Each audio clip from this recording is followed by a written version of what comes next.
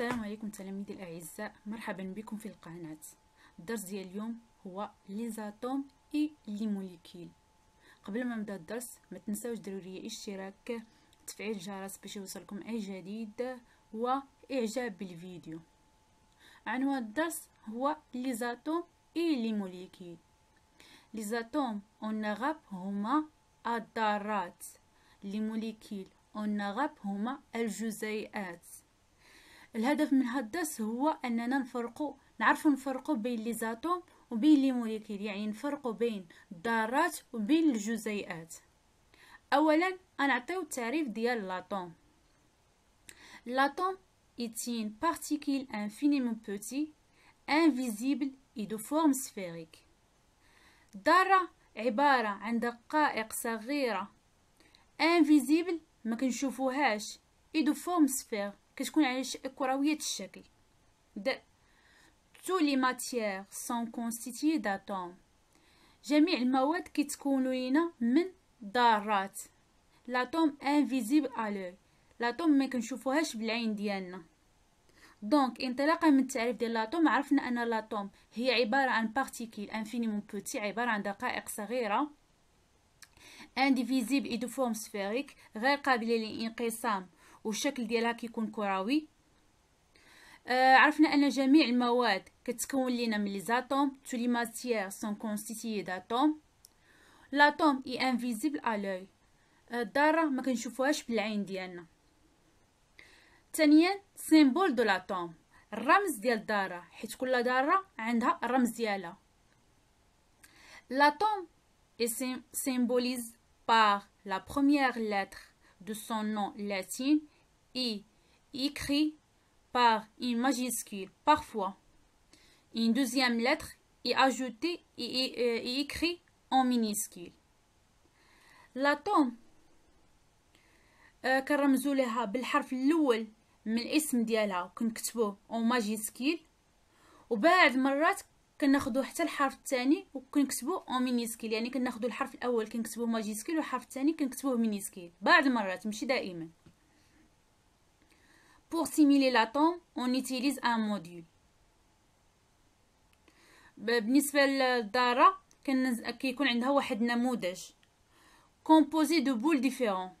كنستعملوا كرات كيكون عندها لون مختلف de différentes couleurs et des tailles، حتى الحجم ديال هذاك ديال لي بول كيكون مختلف. dont les dimensions sont proportionnelles aux dimensions réelles de l'atome. كنلاحظوا هنايا عطيتكم واحد الطابلو شنو فيه لو نو دو لاتوم، سيمبول، موديل دو لاتوم، يعني فيه الاسم ديال الذره، الرمز ديالها ونموذج ديال الذره. لو نو ديال لاتوم عطيتكم لاتوم هيدروجين، لاتوم كربون، لاتوم ازوت، ولاتوم اكسجين، ولاتوم كلور. سيمبول ديال لاتوم قلنا دائما لاتوم كناخذ الحرف الاول من السميه ديالها. مثلا هنايا لو نو ديال لاتوم هو هيدروجين، يعني ناخذ الحرف الاول من هاد السميه ونكتبو اون ماجيسكيل اللي هو اش كيف ما كتشوفوا هنايا. اتوم دو كربون خديت الحرف الاول من السميه ديالها اللي هو سي اللي هو كتبنا هنايا. لاتوم دازوت او بيان نيتروجين خدينا الحرف الاول، الا استعملنا النيتروجين ناخذ الحرف الاول، ولا ازوت ناخذ الحرف الاول اللي هو ان. ازوت النيتروجين نفس الشيء اللي هو جزيئات الازوت، رمزنا لها بالحرف الاول من السميه ديالها كتبنا او ماجيسكول. لاتوم هيدروجين اكسجين خدينا الحرف الاول من السميه ديالها اللي هو او كتبناه او ماجيسكول. لاتوم كلور خدينا الحرف الاول من السميه ديالها وكتبنا او ماجيسكول، والحرف الثالث حيت كاينه واحد الاتوم اخرى سميتها سي اش، حيت عندنا واحد طابلو بيريوديك فيه مجموعه من لي زاتوم وكل اتوم عندها السيمبول ديالها. دونك هنايا علاش خدينا الحرف الاول حيت بعد المرات كناخذ حتى الحرف الثالث، حيت ديجا هنايا عندنا واحد لاطوم سميتها سي اش، على داكشي خديت الحرف الاول اللي هو سي والحرف الثالث اللي هو ال باش ما يتخلط ليناش مع لاطوم دو كربون، حيت ديجا مسمينا واحد لاطوم سميناها سي، خدينا الحرف الاول ديالها من السميه ديالها اللي هو سي، حيت اللي خديت هنايا السي غادي ما نرجعش كنفرق واش هذا كربون، واش انا كنهضر على الكربون او بيان انا كنهضر على الكلور. باش نفرق بيناتهم خديت بالنسبه لذرات الكلور خديت الحرف الاول كتبته اون ماجيسكول، وخديت الحرف الثالث كتبته اون مينيسكول. موديل دو لاتوم، نموذج ديال الذره. كل ذره عندها نموذج ديالها وكنمثلوا ببول كيكون عندهم دي كولور ديفيرون. عندنا لاتوم هيدروجين مثلتها ببول كولور ديالها بلون. عندنا اتوم دو كربون مثلتها ببول كولور ديالها نوار. عندنا اتوم ازوت مثلتها بواحد البول كولور ديالها بلو. عندنا اتوم اكسجين مثلتها ببول كولور ديالها روج. وعندنا اتوم كلور مثلتها ببول كولور ديالها فير.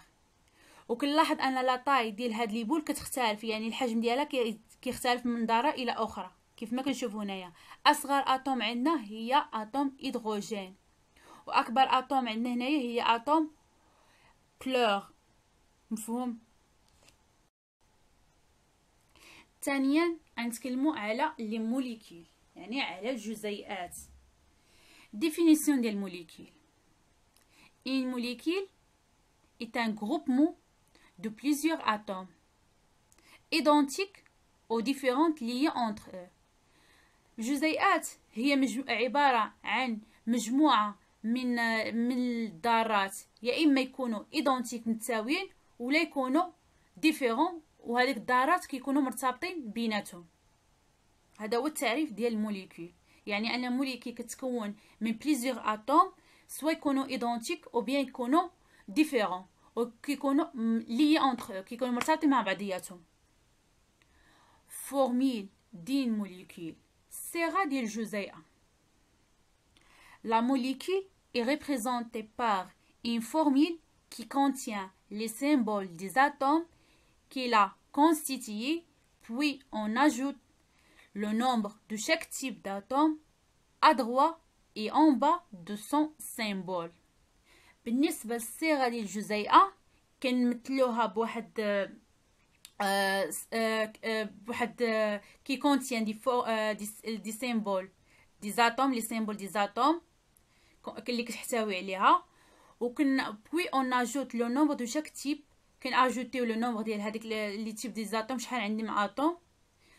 à droite et en bas كنكتبوا على اليمين هذاك لو نومبر ديال لي زاتوم اللي كتكون منهم هذيك الموليكول كنكتبوا على اليمين، وكنكتبوه لتحت en bas de son symbole. نعطيو ان اكزامبل.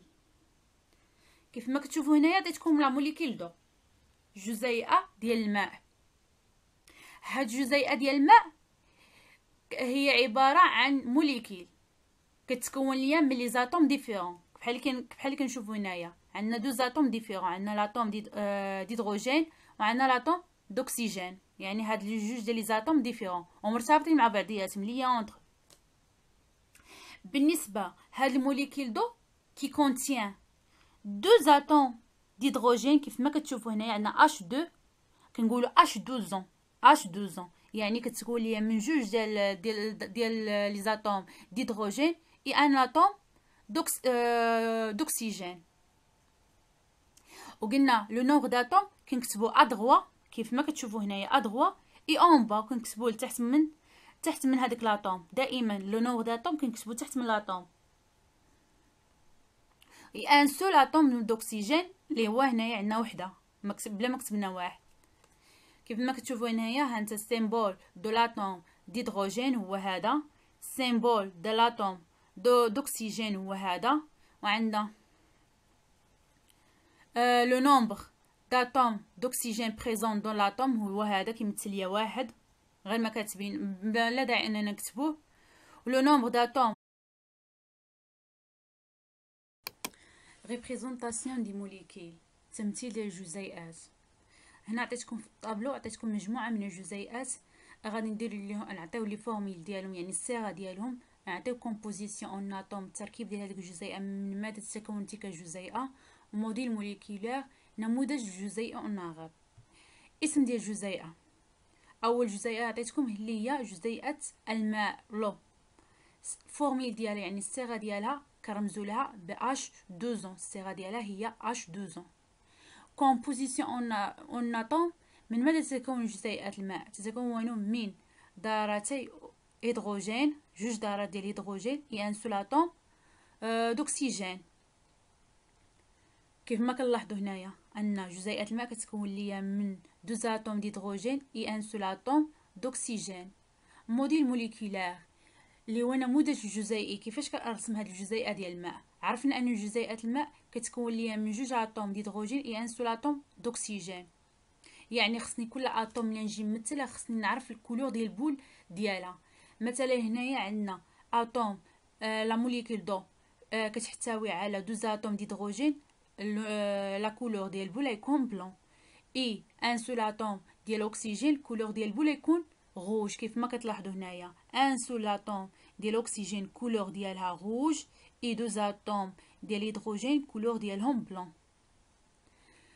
تاني جزيئة هي جزيئة دي هيدروجين. دي هيدروجين اون اغاب هو ثنائي الهيدروجين. الصيغة ديالو كرمزو ليها ب H2. الصيغة ديالو هي H2.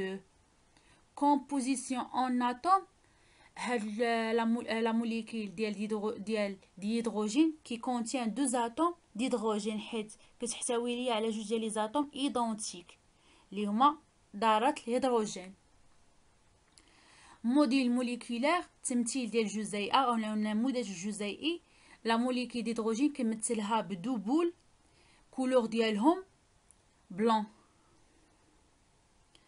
ثالث جزيئه اللي هي جزيئه دي اكسجين اللي هو النغب ثنائي الاكسجين.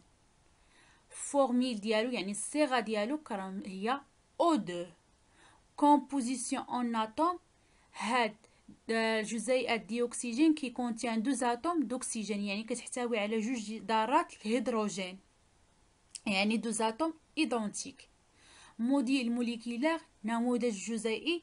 لا موليكول دوكسيجين كنمثلها ببول كولور ديالها روج. ها هما هنايا مثلتها بجوج ديال لي بول، بما اننا عندنا دوز اتوم دوكسيجين مثلتها بجوج ديال لي بول كولور ديالهم روج.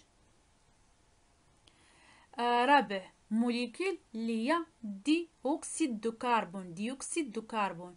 ديوكسيد دو كربون النغب هو ثنائي اكسيد الكربون. فورميل ديالو هي CO2 يعني الصيغه ديالو هي CO2. كومبوزيسيون اون اتوم هاد ديوكسيد دو كربون كي كونتيان ان سول اتوم دو كربون اي دوز اتوم دو oxygène. Un seul atome de carbone et deux atomes d'oxygène. Modèle moléculaire, la molécule dioxyde de carbone qui contient un atome de carbone اللي هي مثلتها ببول كولور ديالها نوار كيف ما كتشوفوا هنا بالشكل، et deux atomes d'oxygène مثلتهم ببول كولور ديالهم روج. وكنلاحظ ان هاد لي زاتوم لي ملاصقين مع بعضياتهم، ما خصناش نفرقوهم. ملي نجي نمثل خصني هاديك لي زاتوم نلصقهم كيف ما كتشوفوا هنا، ما نديروش من بعدين على بعضياتهم. خامس موليكول هي مونوكسيد دو كربون اللي هي CO. مونوكسيد دو كربون النغب هو احادي اكسيد الكربون. احادي اكسيد الكربون. الصيغه ديالو هي CO. كومبوزيسيون ان اتوم هاد مونوكسيد دو كربون كي كونتيان ان سول اتوم دو كربون et un seul atome دو oxygène. موديل موليكولير مثلتو بان سول اتوم دو كربون كولور ديال البول اللي هي كولور نوار، اي اتوم دوكسيجين كولور ديال البول روج. جزيئة الميثان الصيغه ديالها CH4.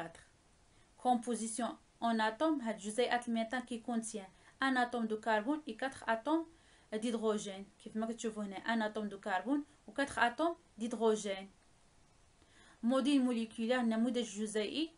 un atome de carbone مثلتها ببول كولور ديالها نوار، اي 4 atomes ديال الهيدروجين مثلتهم ببول كولور ديالهم بلون.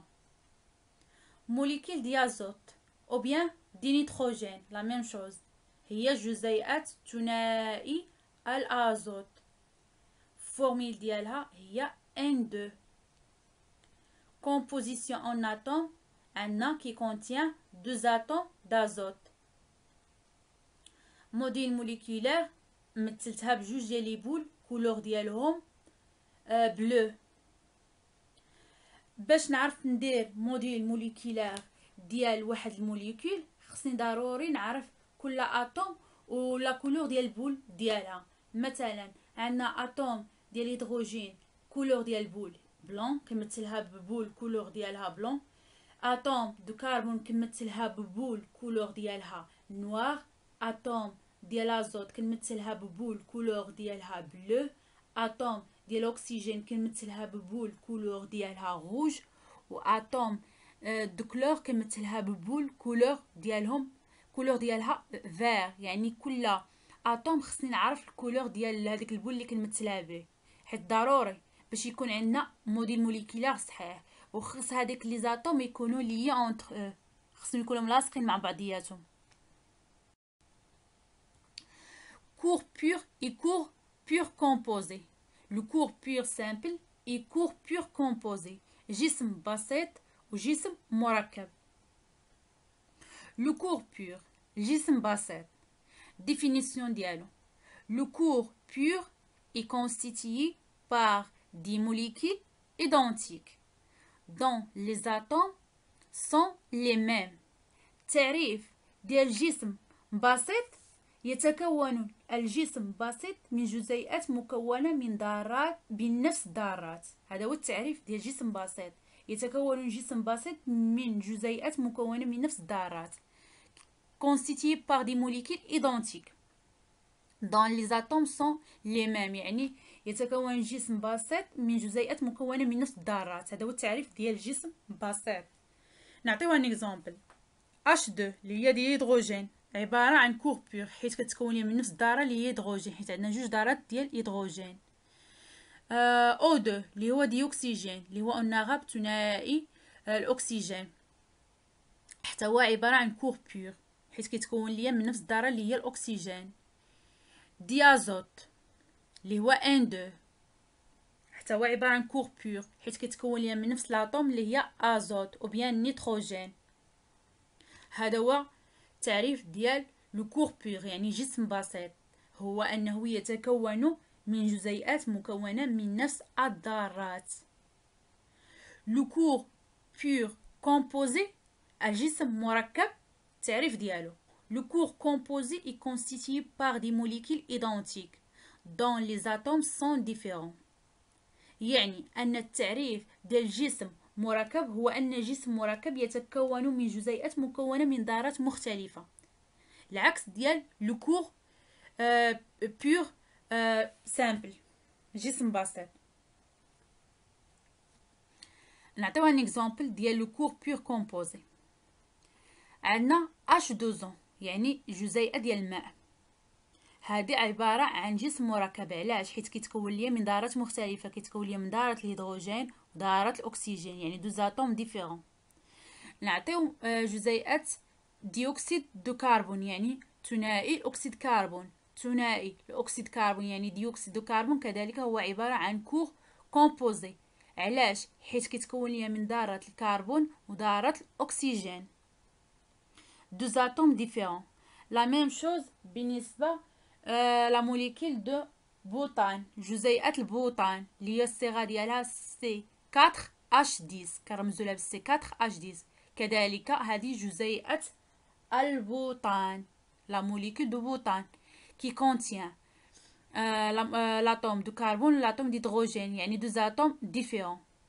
هذا هو التعريف ديال جسم مركب. جسم مركب يتكون من جزيئات